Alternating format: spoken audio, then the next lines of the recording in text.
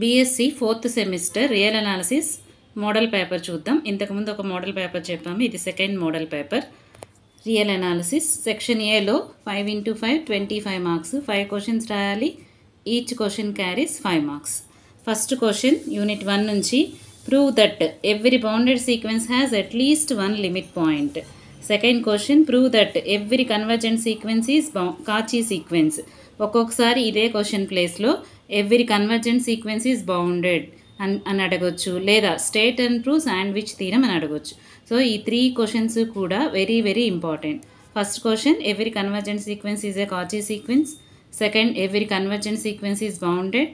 Third question, sandwich theorem. ఈ 3 questions prepare అయితే ఖచ్చితంగా ఒక క్వశ్చన్ అయితే 5 మార్క్స్కి రావచ్చు. Third question, test for the convergence of the series. ఒక సిరీస్ ఇస్తారు, ఆ సిరీస్ అనేది కన్వర్జెంటా కాదా అని చూసుకోవాలి. ఫోర్త్ క్వశ్చన్, కండిషనల్లీ కన్వర్జెంట్ మీద ప్రాబ్లం ఇచ్చారు, ఒక్కొక్కసారి అబ్సల్యూట్లీ కన్వర్జెంట్ మీద ప్రాబ్లం కూడా ఇవ్వచ్చు. సో ఆ 2 మోడల్స్ ఒకసారి చూసుకోవాలి. Fifth question, discuss the continuity of the function. ఒక ఫంక్షన్ f(x) అని ఇచ్చారు, అది కంటిన్యూటీ అవుతుందా లేదా చెక్ చేయాలి. ఇక్కడ f(x) 1 - cos x x² అని ఇచ్చారు. ఒక్కొక్కసారి e⁻1/x - 1/e⁻1/x + 1 అని ఇవ్వచ్చు, sin x x అని ఇవ్వచ్చు. ఏదైనా f(x) అనే ఒక ఫంక్షన్ ఇచ్చి కంటిన్యూటీ అనేది చెక్ చేయమంటారు. Sixth question, if f from ab to r is derivable then prove that f is continuous. f derivable అయితే f అనేది కంటిన్యూస్ అని చెక్ చేసుకోవాలి. సో అదొక క్వశ్చన్. నెక్స్ట్ 7th క్వశ్చన్ చూసినట్లయితే, f(x) = రీమాన్ ఇంటిగ్రేషన్ మీద problem, LPF UPF కనుక్కోమని problem ఇచ్చారు. Next 8th question, f Riemann integrable అయితే mod f కూడా రీమాన్ ఇంటిగ్రబుల్ అని ప్రూవ్ చేయాలి. సో ఇవి ఎక్కువ సార్లు అడిగారు, LPF UPF కనుక్కోవడం, f రీమాన్ ఇంటిగ్రబుల్ అయితే mod f రీమాన్ ఇంటిగ్రబుల్, ఇవన్నీ చూసుకోవాలి.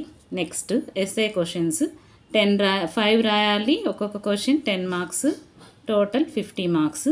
ఇంటర్నల్ చాయిస్ ఉంటుంది. సో 9th క్వశ్చన్, SN అనే ఒక 1 + 1/2 + 1/3 + and so on 1/n అని ఇచ్చి అది నాట్ కన్వర్జెంట్ అని ప్రూవ్ చేయమన్నారు, Cauchy general principle of convergence use చేసి. సో అలాంటి ప్రాబ్లమ్స్ ఒకసారి చూసుకోవాలి.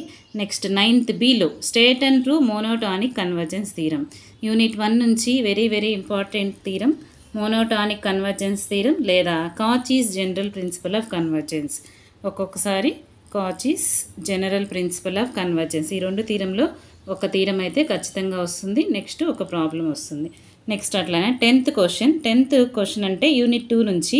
యూనిట్ 2లో వెరీ వెరీ ఇంపార్టెంట్ థీరమ్స్ 2 ఉన్నాయి. అది ఒకటి nth root test, next D'Alembert's ratio test. Next 10th Bలో లైబ్నిజ్ టెస్ట్ అని కూడా ఇచ్చారు, ఇది కూడా ఇంపార్టెంటే కానీ ఎక్కువ సార్లు అడగలేదు. ఎక్కువ సార్లు అడిగింది nth root test, D'Alembert's ratio test. So ఆ 2 ప్రిపేర్ అయితే ఒక థీరం అయితే ఖచ్చితంగా చేయొచ్చు. 11th Aలో కూడా కంటిన్యూటీ చెక్ చేయాలి. Next 11th B same f is continuous అయితే f bounded and attains its bounds. Unit 3 నుంచి అడగగలిగే ఒక థీరం ఇదొక్కటే, very very important theorem. Next 12th question అంటే యూనిట్ 4 నుంచి. యూనిట్ 4లో మనకి 3 థీరమ్స్ ఉంటాయి, Rolle's theorem, Lagrange's mean value theorem, Cauchy's mean value theorem. ఇక్కడ 12th Aలో state and prove Cauchy's mean value theorem అని ఇచ్చారు. సో ఆ 3 థీరంలో అయితే ఒక థీరం అయితే రావచ్చు, ఏదైనా చెప్పలేము, 3 ప్రిపేర్ అవ్వాలి. ఆ 3 మీద ప్రాబ్లమ్స్ కూడా చేయాలి, ఇది కూడా problem. Next 13th A, prove that f(x) = x² ఇంటిగ్రబిలిటీ మీద ప్రాబ్లం ఇచ్చారు. Next state and prove fundamental theorem of integral calculus.